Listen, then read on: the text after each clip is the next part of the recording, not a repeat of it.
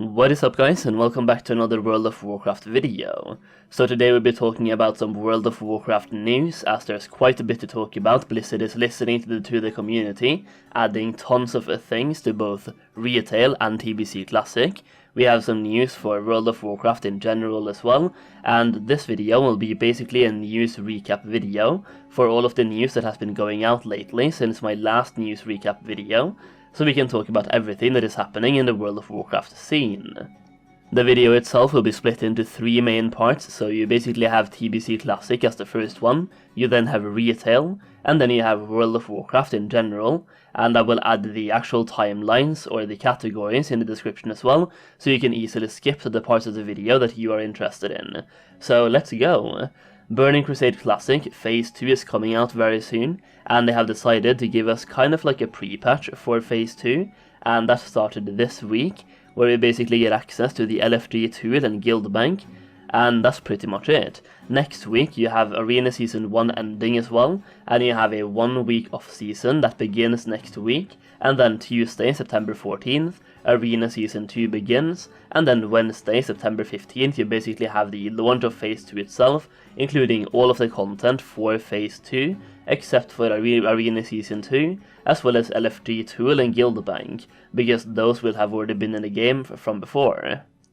Now in my previous video on this, I said that we would get both the Swift Flight form as well as the engineering goggles this week as well, but I think that was a mistake on Wowhead's part, as they just wrote that without checking the blue post. But still, I really do think Swift Flight form as well as the engineering goggles should be in the game right now. The one exception could be for the engineering goggles, because they would provide some sort of stat increase that could affect Arena Season 1, so maybe those should come next week, but I don't see any reason why Swift Flight form for Druids should not be in there right now, since this week is basically a pre-patch for Phase 2, giving us guild banks and the LFG tool, and the more quality of life content they can give out now, the better it is, because well, that would make people excited to play right now, and people will be excited to play on the 15th of September anyway, because you have 2 new raids coming out, and 2 new factions, which also includes daily quests,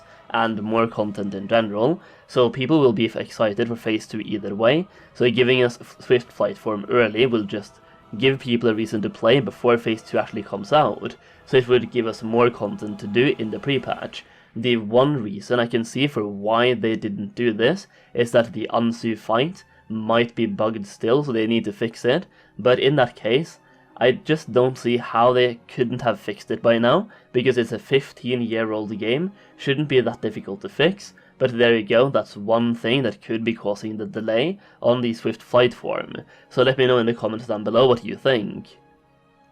So with that out of the way, let's talk about retail. So going back to the developer update from a couple of days ago now, the World of Warcraft Twitter accounts, or basically a blue post as well, sent out a developer update for Fall 2021, basically right now, regarding both Phase 2 for Classic and patch 9.1.5 for Retail. So we have gone over the Classic portion right now, and to go over the Retail portion once again really quick, I have talked about this before in a previous video, but we'll talk about it super quick, and that is basically they are giving us Legion Time Walking with Mythic Plus, improved Covenant swapping, Conduit energy is being removed, legendary item recycling, new allied race customizations, alt Covenant campaign skip, legacy raid tuning, new toys, mounts and travel forms, talent and ability buffs, and reporting improvements. Basically, they are listening to all of the player feedback that has been given since launch, and they are giving us that right now in 9.1.5.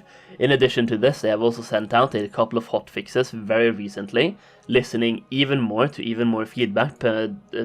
provided by players, and the first one that I want to give them massive props for is raising the Anima Cap to 200k in a recent hotfix. So basically, the Anima Cap in Shadowlands has been 35k since the launch, and people have been asking for a long time to get this cap raised, because people are stocking up on anime items in their guild bank, or their personal bank I mean, as well as their bags as well, so it's just taking up unnecessary space right now. So people have been asking for a cap raise, and here we go, they are giving us a cap raise, raising the Anima Cap from 35k to 200k, and this should be live in the game right now. Another thing that is being removed in 9.1.5 that is not coming in a hotfix, but is coming with 9.1.5, and that is the AoE cap. The AoE cap is being removed in patch 9.1.5. This is something a lot of players have been asking for. It provides more variety in gameplay,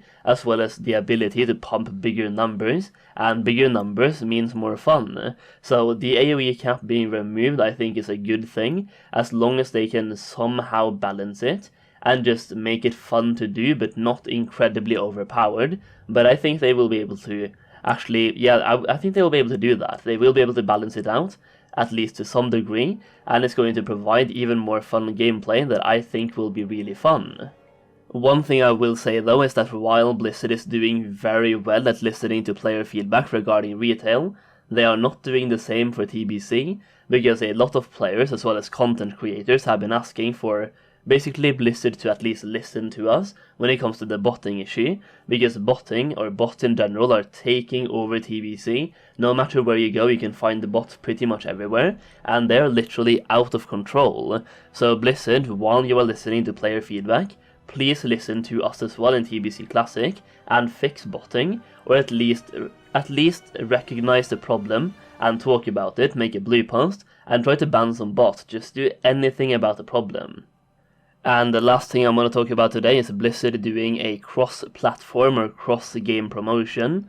for WoW and Hearthstone. So basically, if you purchase a 6-month WoW subscription between now and October 19th, or you have a current subscription set to renew at a later date, you will receive the Tavern Pass and Battleground perks for this and the next expansion. For Hearthstone, you will get 15 packs from United in Stormwind, 15 packs from Hearthstone's next expansion, and 30 total Mercenaries packs across your subscription period. Now to go even more in depth on these rewards, you will get 15 United in Stormwind packs right away, you will get the current expansion Tavern and Battleground perks, and you will also get 15 Mercenary packs right away, but these packs will not be visible until the Mercenaries game mode goes live on October 12th. In addition, if you still have game time on December 1st, which you will if you purchase a 6-month sub, which is what you have to do to get these rewards anyway, then you will get 15 new expansion packs, as well as 15 additional Mercenaries packs,